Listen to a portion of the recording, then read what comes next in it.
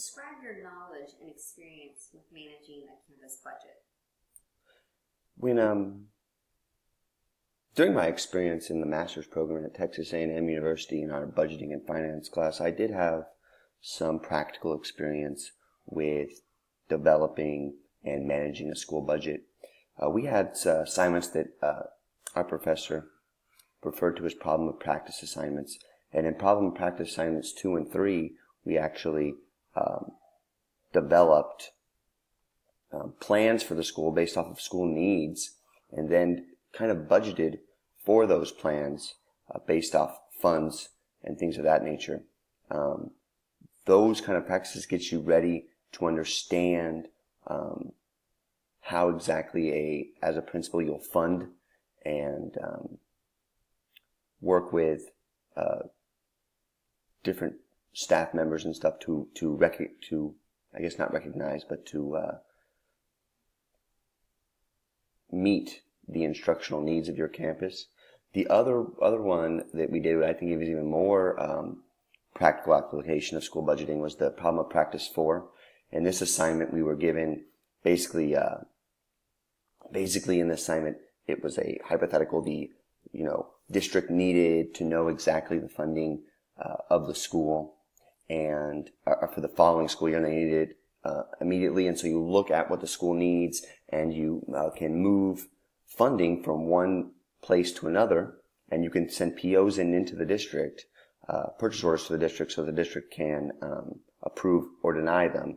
And in most cases, the purchase orders would be approved on account of you are making sure the object code matches where the funds were initially budgeted for and to where you're spending them. It also, another thing that in that same exact problem of practice 4 assignment, there were hypothetical questions about so-and-so from the science department wants this or wants that. Can you as a principal approve them, or do you have to wait or do you have to send approval to the district CFO or something of that nature? And basically the same kind of things apply. Did the object code for that particular purchase order match the object code that it was originally allocated or budgeted for? And I thought that was really an excellent thing and really fun assignment to do, to kind of learn the ins and outs of budgeting and things of that nature.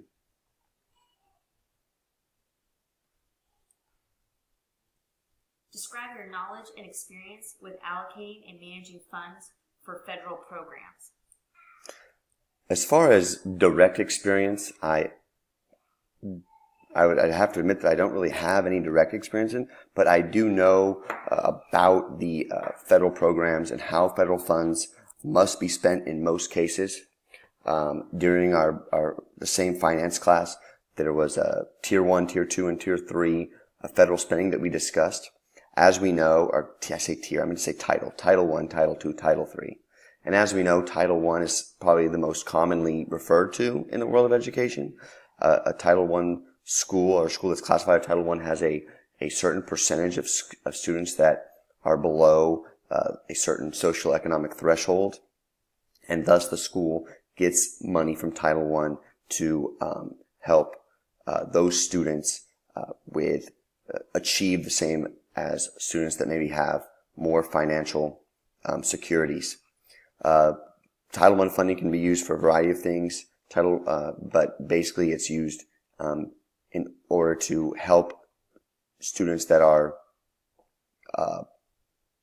economically underprivileged obtain the same educational goals of those that are.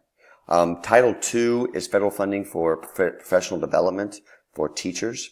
And again, this type of professional development is designed, or the type of professional development Title II funding is to have funds so that teachers are improving their educational and teaching craft in order to improve the outcomes of all students. So it shouldn't be, it should be something that'll help every student, the type of professional development that they are doing. And the other one, Title III funding, is for English language learner students. And I think it began No Child Left Behind, and then it was kind of reformed into the newer Every Child Succeeds Act. And basically, this is for only students that are English language learners. So it gets a little bit complicated when you talk about some of these funds. But like, for example, with Title III funds, if I spend money, Title III funds, on, let's say, a book or several books for my English language learner students, and then I realized that that book actually could help all students learn, and I used, some of those books and I gave them to students that weren't English language learner students, then I would essentially be in violation of the Title III, because Title III funds are only reserved for students that are English language learners. If I use my own money or separate funds to buy those books for my students that weren't English language learners, again, I would be in violation, because Title III funds are reserved only for materials and supplies and instructional materials that are benefit for only English language learner students. So since I bought the same thing with my own money, obviously those materials didn't just benefit the English language learner students, it benefited all students. So it has to be reserved only for English language learner students. Describe your educational philosophy, specifically speaking to the concept of equity in education. Well, thank you for this question. I really like this question because, equity education is so important. My educational philosophy is that every student can achieve and every student can learn and every student is capable of mastering whatever we put forth in front of them if we use the right tools and we use the right resources and we use the right attitudes as teachers and as educators to teach them. I know that throughout the master's program I had at Texas A&M, equality in education is at the forefront.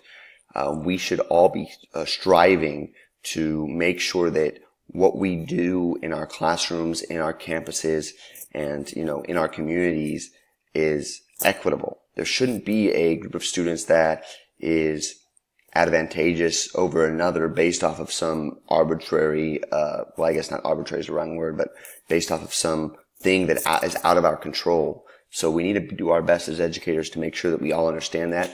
And I think that it starts with the positive attitude as a teacher, the philosophy that every student actually can learn, right, regardless of any sort of demographic that you can speak on. And that we have to, if we have those beliefs internally as teachers, then that can happen. Now, when we think of it in terms of, budgeting and finance, what we need to do and we need to make sure that it happens is that we're using our funds in an equitable way. We're not funding one program over another, based upon, old school thinking or something like that. We need to make sure that our funding recognizes that we need to be equitable in education and we need to fund programs in a way that allows all students to succeed. So if there is, certain things that we could eliminate or certain areas that we could add more funding to that helps improve the educational outcomes of students that traditionally have lower educational outcomes, then that's something that we're totally for, because we want equality and we want every student to have a fair shake and we want every student to succeed and we want every student to be successful and be lifelong learners in the 21st century, ready to do things that, we know they can, but they may not recognize that they can. Fiscal responsibility is a primary responsibility of school leaders. Share your personal perspective and understanding of this responsibility. There's two main things that I think that having fiscal responsibility is, and I'll give it a little personal and just like, my understanding of the responsibility. First off, I find it, over the course of the semester of the finance class that, there's a lot of misinformation about how schools spend money, about bonds, about, building new schools, about how much money the school wastes and how teachers get raises and all this other stuff. And so one responsibility is just to, as a member of the community and a leader in the district, as an administrator or any sort of capacity like that, it's very important that we allow the community and set the community straight that that's not how raises are done, or that bond money can't be spent that way. You can't have a bond and raise teacher salaries with it. You can't just, build, this or that or the other without a vote and a bond, if that's the way that the board members have drawn up the bond. So it's really all depends on the information. That's one responsibility as a leader that understands the fiscal side of the school of education. Now, the real fiscal responsibility is that it's almost like thinking about school or public education as a business, right? A service, I guess, rather than a business. And that service is to educate the community. Okay? And who pays us to educate the community? The community, right? So it's their money. And so it's our responsibility to spend their money in a way that is responsible fiscally. We shouldn't waste money on textbooks that we don't need. We shouldn't, buy the greatest and latest technology because it's cool. We should buy it because it's effective and it helps students learn. So there's a variety of different things that we need to understand that are our fiscal responsibility, because we owe it to the community, because it's their money, it's their children, it's their community, and we're providing them a service. They are our customers, if you will. And just like any other business, you have a responsibility to provide the best product for the price that the community is paying. And when it comes to someone's child and someone's child's education, it's something that they're going to be very, very upset, it's something that they're going to take very, very seriously. So that's why it's very important that we take fiscal responsibility. We look at the money that they've given us, and we allocate the spending of that money in the most effective way to ensure that the community gets the most out of it. And in this case, that means that we are educating to our best ability the future leaders of the community.